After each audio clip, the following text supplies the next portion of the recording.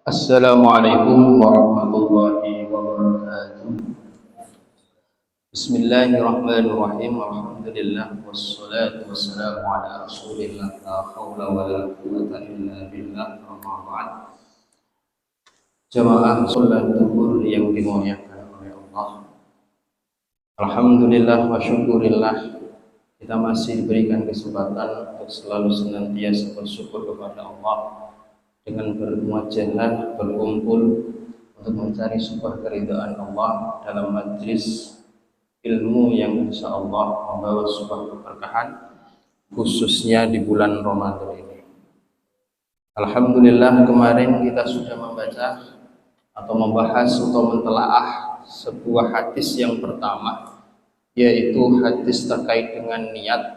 Maka untuk hari yang keempat di bulan Ramadan ini kita akan mengkaji atau mentelaah hadis yang nomor kedua.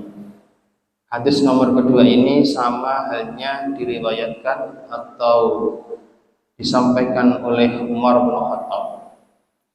Al-haditsus tsani an Umar radhiyallahu taala anhu aidan qala, diriwayatkan dari Umar bin Khattab, bainama nahnu julusun inda Rasulillah sallallahu alaihi wasallam.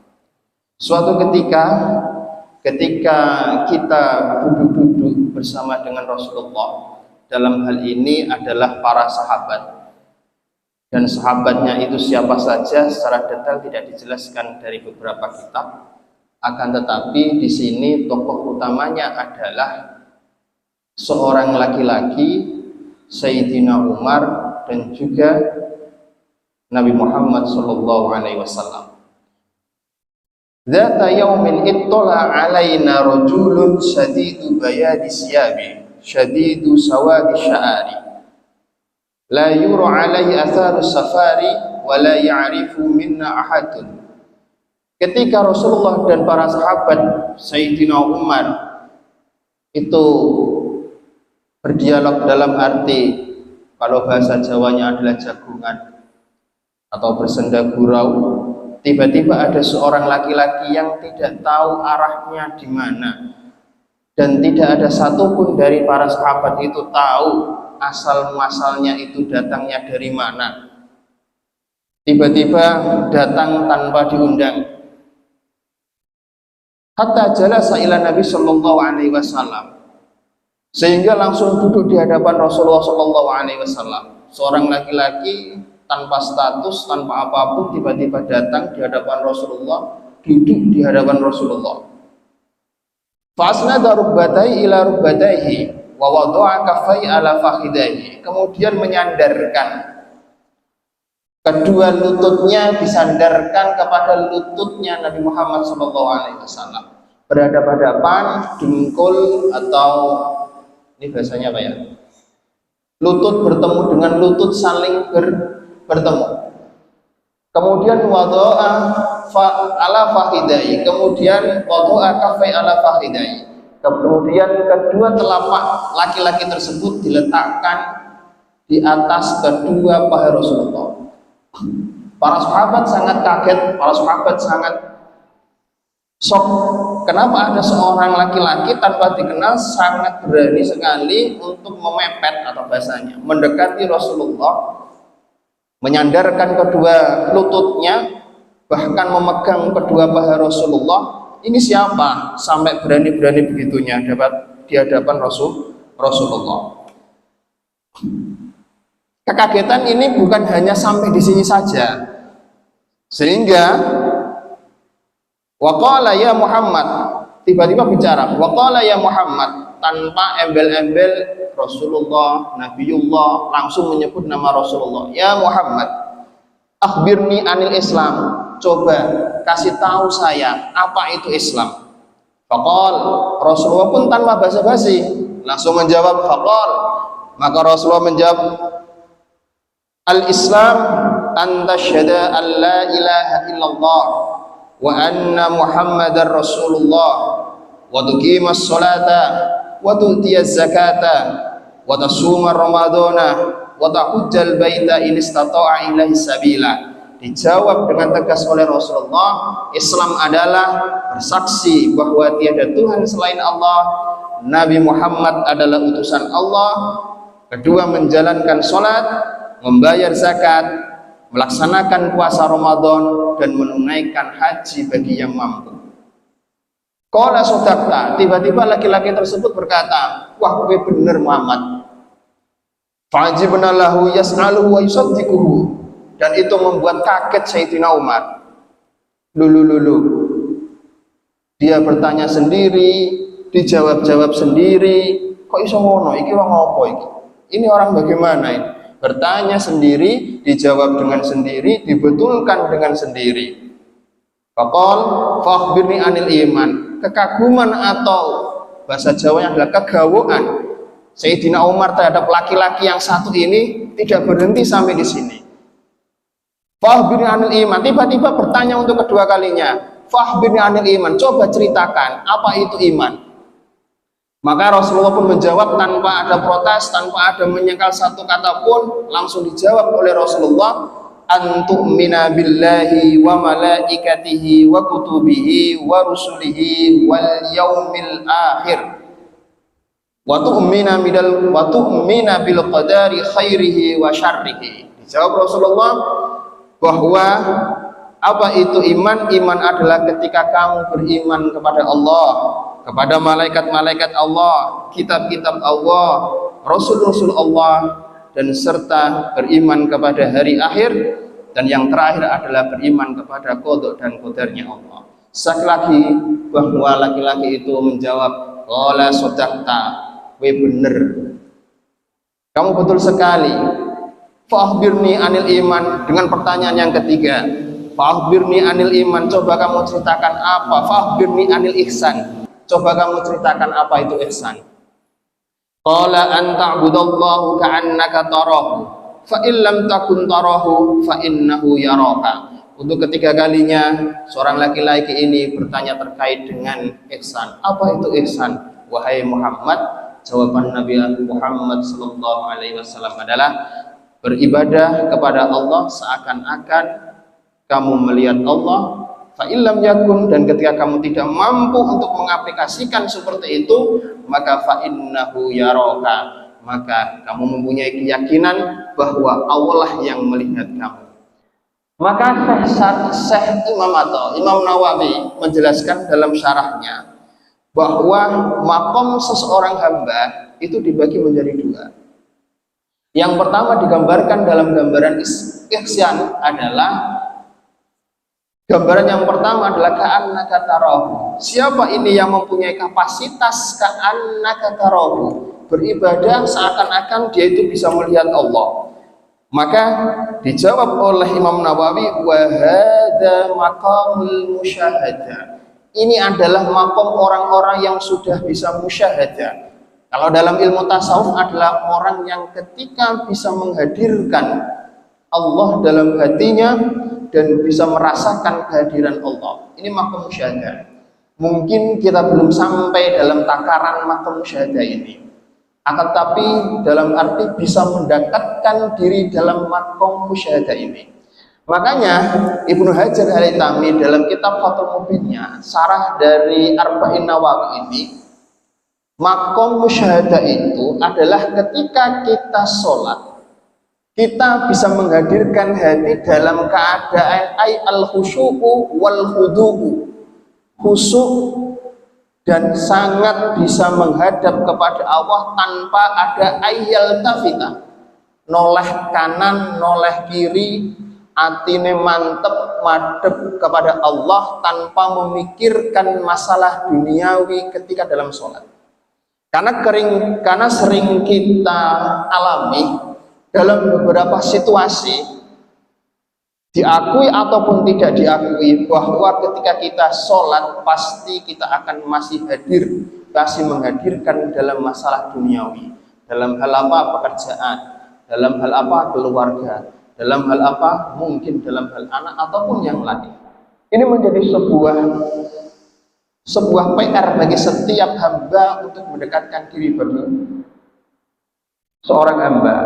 Maka untuk makom ke pertama ini, itu agak sulit untuk kita terapkan dalam diri kita. Perlu adanya sebuah pengorbanan yang sangat besar.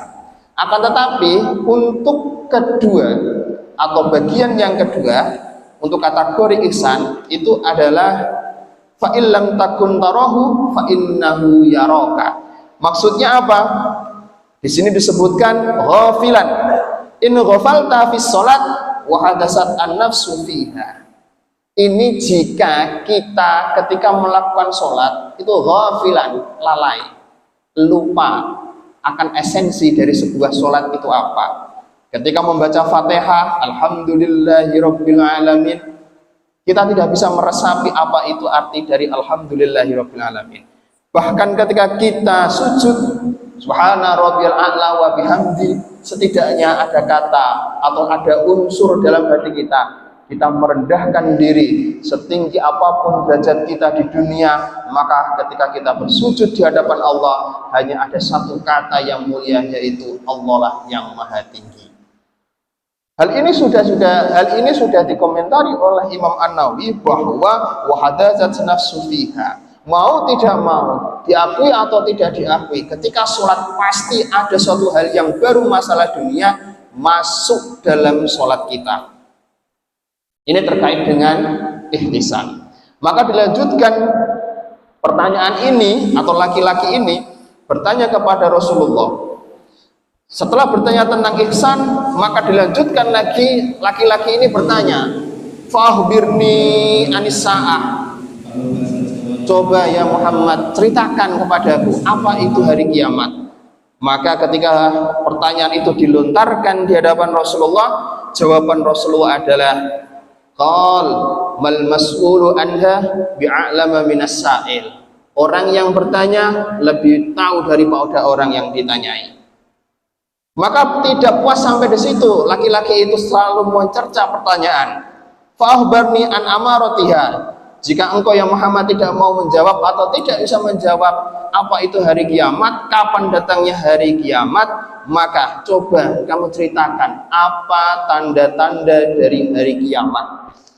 Maka dijelaskan oleh Rasulullah Sallallahu Alaihi Wasallam dengan jawaban antali dal ammatu rabbataha, bahwa tanda-tanda hari kiamat adalah ketika seorang budak melahirkan seorang tuannya. Hal ini tidak bisa dimaknai dengan secara letterlek atau sesuai dengan diksi atau redaksi dari hadis. Maka perlu adanya sebuah penafsiran atau tambahan keterangan dari para ulama. Jika kita merujuk dari keterangan dari para ulama seperti Ibnu Hajar Al-Haytami, bahwa yang dimaksud dengan antalidal ammatu adalah ketika kita bisa melihat fenomena yang ada di masyarakat, bahwa kategori atau karakter dari seorang hamba adalah tunduk kepada tuannya. Seorang hamba itu tunduk kepada tuannya, sedangkan tuan atau budak itu adalah posisinya menjadi seorang ibu.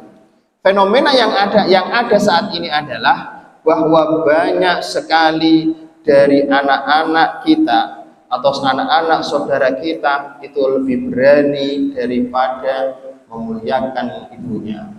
Diakui atau tidak akui, itu sering kita jumpai di beberapa daerah.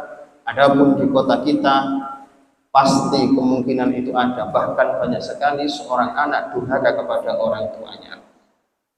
Hal itu dijelaskan oleh Rasulullah dalam sebuah hadis secara persisi menyebutkan la taqumus sa'ah, tidak akan terjadi sebuah hari kiamat hatta yakuna, sehingga al-waladu seorang anak haidon, menyebabkan seorang orang tua, menyebabkan seorang ibu, menyebabkan seorang ayah itu selalu dalam keadaan marah. La taqumus sa'ah hatta yakunal waladu haidon. Hal ini sering kita jumpai ketika seorang anak menuntut adanya sepeda motor, menuntut adanya iPhone 16 yang baru dengan beberapa merek HP-HP yang terkini. Ketika orang tua tidak mempunyai kapasitas hal itu, maka kebanyakan dari anak-anak tersebut membuat orang-orang tuanya marah dengan beberapa perilaku atau ucapan yang tidak sesuai dengan syariat Islam. Itu yang dimaksud dengan tanda-tanda hari kiamat yang pertama. Tanda-tanda hari kiamat yang kedua dijelaskan oleh Rasulullah adalah bahwa wa antarul huffatal uratal alah ri'asyati yatatawwaluna fil bunyan. Hal ini kita bisa merujuk pada sebuah negara di Timur Tengah, Abu Dhabi. Ketika kita melihat seseorang laki-laki yang bertelanjang dada, yang tidak memakai alas kaki, yang kebiasaannya adalah mengembala kambing, tiba-tiba pada suatu saat hari kiamat atau mendekati hari kiamat, mereka itu berlomba-lomba untuk membangun sebuah bangunan yang sangat tinggi. Hal ini bisa kita lihat dari beberapa media sosial, walaupun kita belum sampai ke negara itu, tapi hal itu sudah masyhur di beberapa channel YouTube betapa tinggi dasarnya kota Abu Dhabi. Padahal zaman dahulu kota itu adalah kota yang didiami oleh orang-orang Badui, orang-orang yang sangat miskin, orang-orang yang terbelakang, hingga sampai dalam puncak pemujaan dalam hal duniawi. Bahkan dalam beberapa hal Ibnu Hajar al-Haytami dalam kurun waktu yang sangat lama atau sebelum hari ini itu sudah memprediksi bahwa ketika pembangunan itu besar-besaran, ketika ada satu hal yang ditinggalkan, yaitu syariat. Ini sangat sesuai dengan prediksi Nabi Muhammad SAW dan juga para ulama ketika menjelaskan hadis yang nomor 2 ini. Dilanjutkan ketika seorang laki-laki ini sudah menjelaskan atau menuntut beberapa pertanyaan, maka tiba-tiba laki-laki itu menjawab summa talaka falabisa malian. Kemudian laki-laki itu tanpa permisi, tanpa bilang apa-apa, tiba-tiba menghilang begitu saja. Summa talaka falabisa malian, sehingga membuat para sahabat itu terdiam begitu lama, atau bahasa lainnya adalah terbengong-bengong karena melihat kok bisa ada seorang laki-laki tanpa tata krama, ujuk-ujuk teko dewi, mulai dewi tanpa ada permisi satupun, sehingga membuat para sahabat ini terdiam terjenak.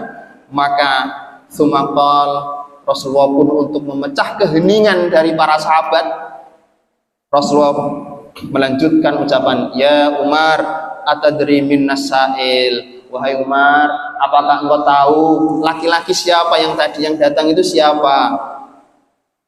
Qultu Allahu wa rasuluh. Maka Umar menjawab, Allah dan Rasulnya yang lebih tahu. Rasulullah pun memberikan jawaban yang begitu indah sehingga para sahabat pun merasa lega. Yang asalnya tadi laki-laki yang sosok tanpa adab tata krama, tiba-tiba Rasul menjawab, fa innahu Jibrilu atakum yu'allimukum dinakum. Wahai Umar, tadi itu adalah sosok Jibril.